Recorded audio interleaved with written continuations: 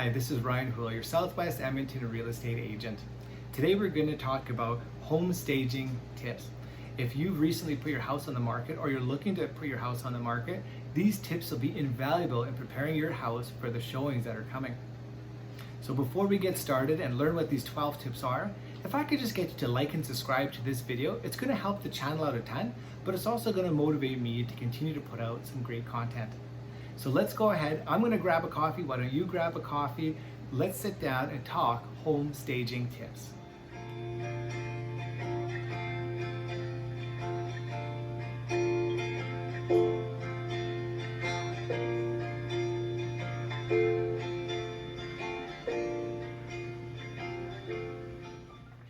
Home staging tips. So a lot of people wonder, what room should I be staging? What's the most important? Well, some interesting statistics, the most common rooms that are staged are the living room. That's 93% of the time, that's the room that's going to be staged. The kitchen is second at 84%, and the owner's bedroom or their master suite is third at 78%. And then of course the dining room is fourth at 72%. So those are the rooms that you will be focusing on. There'll be some tips for the other rooms as well, but those are the rooms that we're going to primarily be discussing. Now, some people have wondered, how much does it cost? How much will it be to just prep my house for these showings? Well, the good news is a lot of it isn't necessarily just dollars. A lot of it's just energy and time. So if you can put in the time, it'll help your house show really well. So the first tip, clean. Yes, a clean home really shows potential buyers that you take good care of your property. And ideally, you should clean every part of your house, from the floors right to the ceilings and everything in between. If you don't have new kitchen appliances, that's completely fine, but make sure that the existing ones are spotless. Likewise, make sure that your bathrooms sparkle from the corners of the tubs to the sinks and drains, and that little spot behind the toilet that you think no one looks, they're gonna look. So make sure it is clean. Your goal when cleaning should really make everything look as new as possible. The second tip is declutter. There are two major problems with clutter. The first one is that it distracts buyers from your home's beautiful features. And the other is that it makes it seem like your home is smaller and has less space than it really does. So now is the time to box up and put into storage all the things you don't use on a day-to-day basis. The little knickknacks, the games, the papers, seasonal clothes, messy hobbies, all things like that. It's also time to kind of purge, look through your own belongings, see things that you don't need anymore. Do you have expired food sitting at the back of your pantry or in the cabinets? Do you have clothes that you just have never worn and will never wear again? If you have young ones, do they have toys that they've stopped playing with years ago and they're just kind of hanging around? Well, now's the time to get rid of these items. The more empty storage space you have, the better it looks. The third tip is to depersonalize. Buyers need to be able to envision themselves living in the home. So remove all family photos, keepsakes, refrigerator art, keep all clothes if possible hidden away, and of course make sure the bathroom counters are empty as can be. Of course, always leaving the soap dispenser there. Likewise, put away all toys and anything else that really personalizes the space to your home and make it feel like it's inhabited. You want to make things as open and as clear as possible so they can imagine or view themselves living there. The fourth tip is focus on fresh. So a few potted plants can do just wonders for a room. Now, of course, you don't want them all in one space, I guess, unless you have a greenhouse, but it's good to strategically place them throughout the house. And this really will brighten up and make the room feel fresh. The other thing to take note of course, all plants that might not be doing that well, if you don't have a green thumb, the ones that have died, it's time to get rid of those. Another way to make your home seem fresh is to get rid of odors. Pets, kids, even last night's dinner, and a damp bathroom, and many other conditions like this can really leave a smell behind. The good news is there's an inexpensive trick to get rid of these odors from your home, giving it more of an inviting aroma. This is simple as baking cinnamon coated apples or cookies. Of course, the key would be not to burn them. And another thing that is good is to burn a vanilla scented candle, something not too strong, not too fragrant, but just enough to present that nice warm feel. Another trick to keep your house seeming fresh is to wipe down the kitchen sink with a half of a lemon.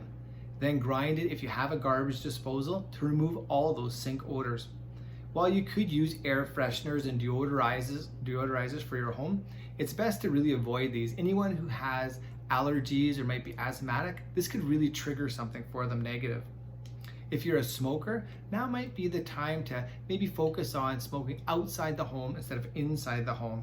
Take this extra step to really deodorize your indoor space. And finally, don't forget to take out the trash. Before someone's coming to view your home, keep it as clean as possible, which includes removing all the garbages in the bathrooms, the kitchen, etc. The fifth tip is to make sure that your rooms are defined. Make sure that each room has a single purpose. This will really help the buyer to see how to maximize the home square footage. If you have an attic, make it into an office. A finished basement can become an entertainment room, and a junk room can be transformed into a guest room. Even if the buyer doesn't want to use the room for the same purpose, the most important thing is for them to see that every inch of the house is usable. This includes alcoves, window seats, corners, breakfast nooks, and other areas. The sixth tip has to do with wallpaper and paint. It's very unlikely that the people coming into your home are going to like your wallpaper choice. Your best bet is to tear it down and paint the walls a neutral color instead. It's best not to paint over the wallpaper because it may look shabby and send the signal to the buyer about the work that they're going to have to do later. Potential buyers will likely feel the same way about custom paint colors. You may love your orange bathroom, but people's tastes for colors for different rooms vary. You might think that painting your walls white is ideal because it'll create a blank canvas, something for the new owners to really envision how they'll set the place up. However, it's actually better to paint your walls with a warm neutral color. Tip number 7 has to do with flooring. So of course, just like you and I, nobody wants to live in a home that has dirty, stained carpets.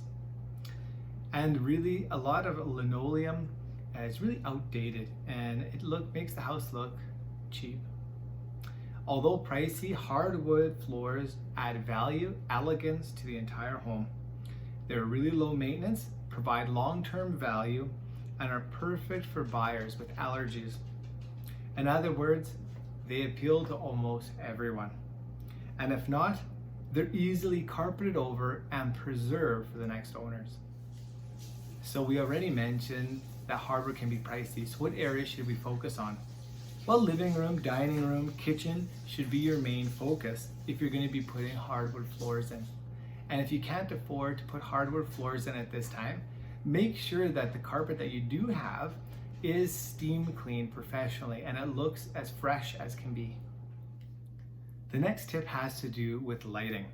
You really want to take advantage of all the natural lighting possible.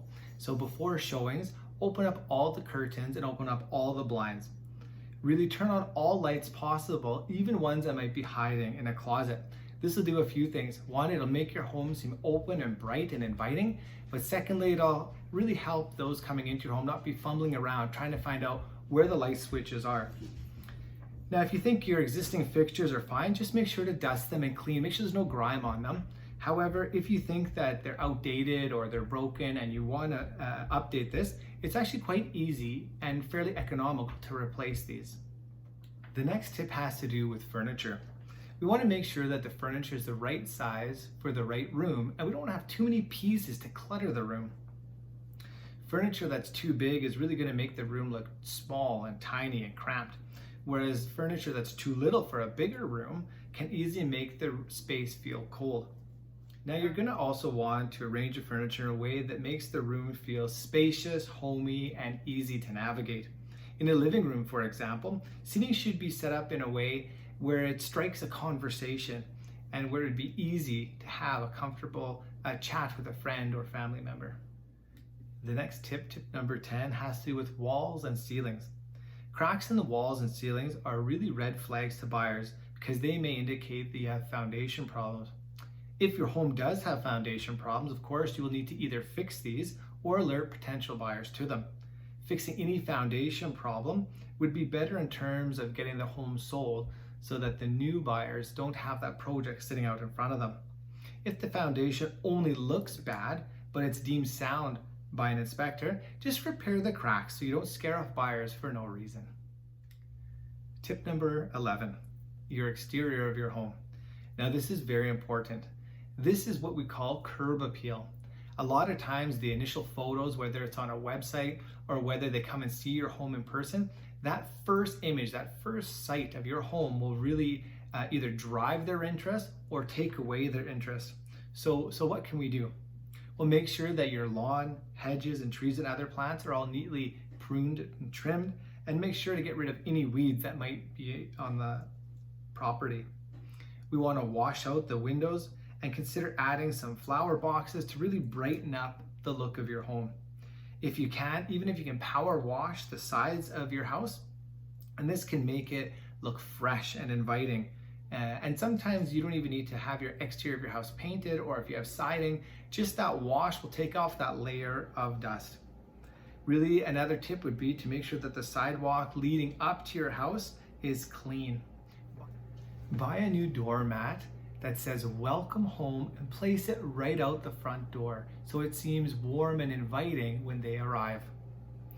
The other thing that we would like to do is to create a nice outdoor space. Do you have a patio or a deck? Can you put some nice patio furniture out, some nice bright colorful pillows to go along with it to really make it look inviting and really showcase that space? Can they envision themselves sitting there on a Friday or Saturday night enjoying a drink on the deck with friends and family? Well, that's exactly what you want your outdoor space to convey. The final tip, tip number 12, finishing touches.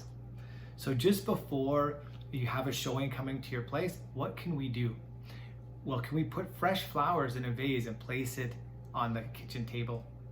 Can we open up all the windows 10 minutes before the showing to make sure it's fresh air in there and get rid of any stuffy air? Can we light a soft scented candle? Like we mentioned earlier in the video, maybe a soft vanilla scented candle.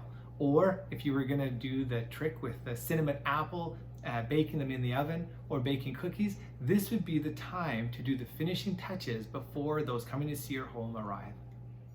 So what's the bottom line when it comes to staging your home? Well, even if you don't have a lot of money to spend, you don't have to put too much into the process.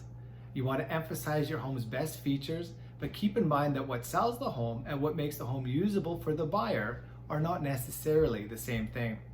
Overall, to get the most bang for your buck, your home staging efforts should be designed to appeal to the widest possible range of buyers. The more people willing to submit offers to purchase your home, the higher the selling price will be. So hopefully that's helped you understand a little bit more about staging your home. Stop by ryanhoule.ca for more sellers tips. Now, before I close this out, again, I'm just going to ask that you like and subscribe to this video. Again, it's going to help the channel out a ton, but it's going to motivate me to continue to put out such great content. Now, if you're considering a move to Edmonton, or you're in Edmonton and you're looking to move to the Southwest, and you're looking for someone to lock arms and guide you through the process, I'm going to leave all my contact information below so you could reach out to me. Don't hesitate to do so. It would be my honor to be able to guide you through such a process. So that being said, I can't wait to see you again on the next video. Let's stay connected. Have a great day.